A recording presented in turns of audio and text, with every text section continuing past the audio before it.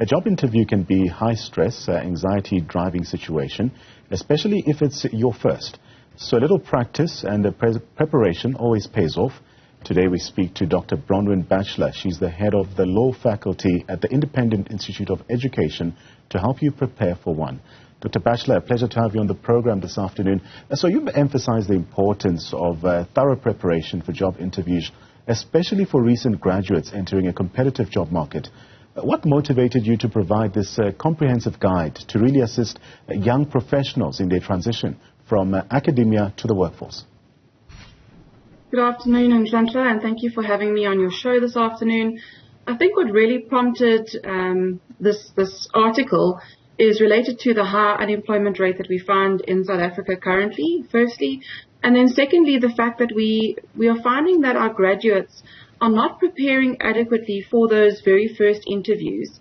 They forget that they've spent so many hours preparing to receive their qualification, but when it comes to the first interview, they think it's something that will just come naturally and they'll be able to do it without preparing. And we're wanting to remind them that their qualification is not going to help them if they don't set themselves apart in this very competitive job market. And there's really simple strategies that they can actually use to set themselves apart and give themselves that cutting edge. And we just feel at this stage that they're not taking advantage of adequate preparation and the opportunities that are available to them to do that. So the job-seeking phase can be quite overwhelming, particularly in regions with high unemployment rates like South Africa. Can you elaborate on some of the specific challenges that are faced by recent graduates in really securing their first job, and how your article or your guide addresses these challenges? So, I think the common challenge you've already addressed, that it's a very competitive stage of your life. You think that university was competitive in trying to achieve those high marks. But when you're applying for a job, you'll find that the job specification is quite clear on the qualification. So you know that any candidates interviewing for that job have the right qualification, and you still need to then set yourself apart. And what do you have to leverage to do that? It's really just your skills and your character. So learning the techniques of setting yourself apart in being able to explain your skills and your character that you have specifically to contribute to the job that's being advertised is key. And there's a number of ways that you can do that, and there's some simple methods.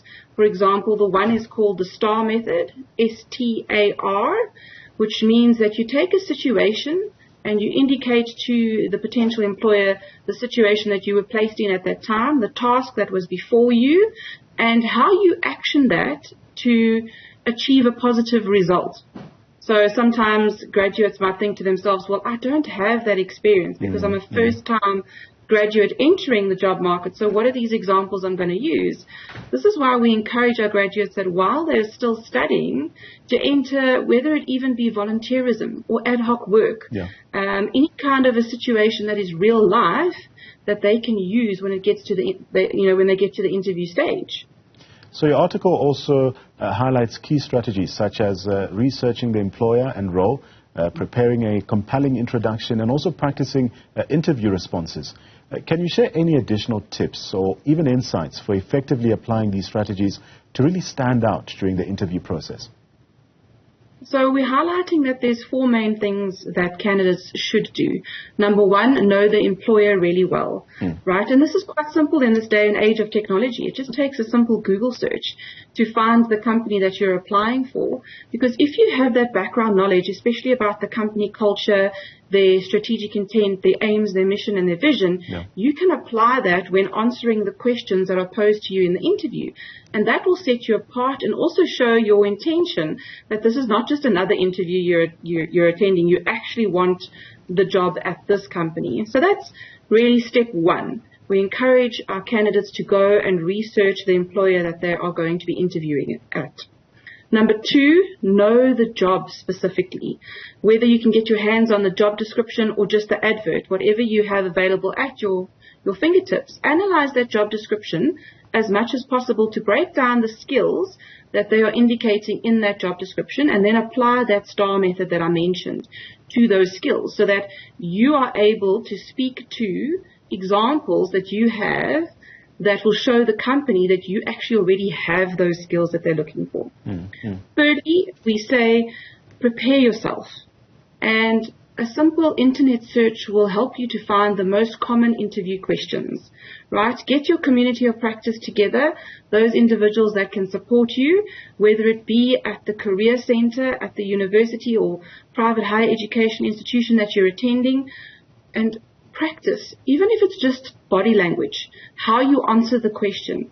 Being able to articulate a clear, succinct answer will stand you in good stead. So prepare, prepare, prepare. And then lastly, the old age adage, first impressions last, right? They're not always accurate, but they are there. So use it to your advantage to create that positive first impression. And this can be done in two ways. Most interviewers will pose that first question to you, tell me a bit about yourself. How many of us already are actually really ready to answer that question in a short paragraph that highlights your character, skills, qualifications that is fit for purpose to the job description? Not many. We take it for granted that we'll just be able to walk in there and articulate. But that's not the case, especially when nerves and anxiety take over. So that's the one leg. The other leg is look the part. And sometimes my students will say, but we don't have the funds to go and buy a new outfit. That's not what I'm saying. I'm saying research the company and look at their culture, right? And try and fit that as much as possible with your current wardrobe, or leverage your other fellow job seekers and share items of clothing for that day. There are also things that you can do that cost nothing, like being neat, clean, and presentable. So as we speak about preparation, mock interviews are also recommended as a valuable preparation tool as well. So for students who may not have access to career centers or support services, what alternative resources or strategies do you suggest for practicing mock interviews effectively? So the mock interview is really like a simulated environment that you're creating for yourself. And you can do that with the community of practice that I just mentioned. So by getting together with a few of your colleagues, maybe students that you studied with, or even family members, and after you've done your internet search and found those commonly asked interview questions, you give them to your support structure, those friends, family members, and you ask them to ask you those questions, and then to critique how you answered, whether it was clear, accurate, and also to critique your body language. How did your answer come across? And those small tips, which you must be willing to accept as well, will help you not to be nervous and anxious, and also to be more confident on the day of that very first interview. So I think mock interviews, that simulated environment, is key. So as someone with extensive experience in higher education, Dr. Batchelor, what role do you believe educational institutions should play in really preparing students for the job market beyond the academic curriculum? It's key, Nhlanhla, but you've mentioned the academic curriculum, and I just want to highlight as well that the academic curriculum will prepare the students to a certain extent. The curriculum itself, in terms of its content, will have skills embedded within it to allow you to perform that job function appropriately. And one of those skills will be how to articulate, how to write, how to present yourself. But those skills are embedded, so maybe not as obvious as what students need it to be, which is why we encourage students to go and attend the additional resources that are available to them. And you will find these at most reputable higher education institutions, such as the Career Center, the advice offices. There are normally support structures, but we're finding that our students are not necessarily leveraging those because they're focusing on the immediate goal, with our instant society. And the immediate goal is to pass, to do well in the qualification, to get the qualification, which I agree is important. But in the job market, as I mentioned, that qualification is just going to get you the interview. It's not going to get you the job.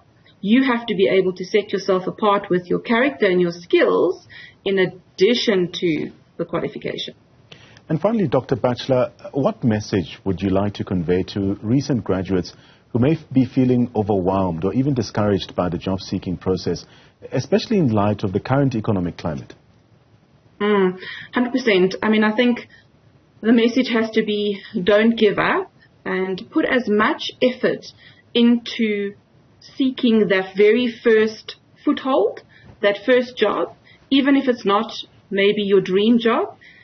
Seek it to get the experience that you need to start on your career path, and put in the same amount of effort that you did in obtaining your qualification, and you will find success.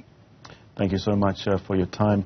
That's our guest, Dr. Bronwyn Batchelor, giving some helpful tips and insights for preparing for job interviews.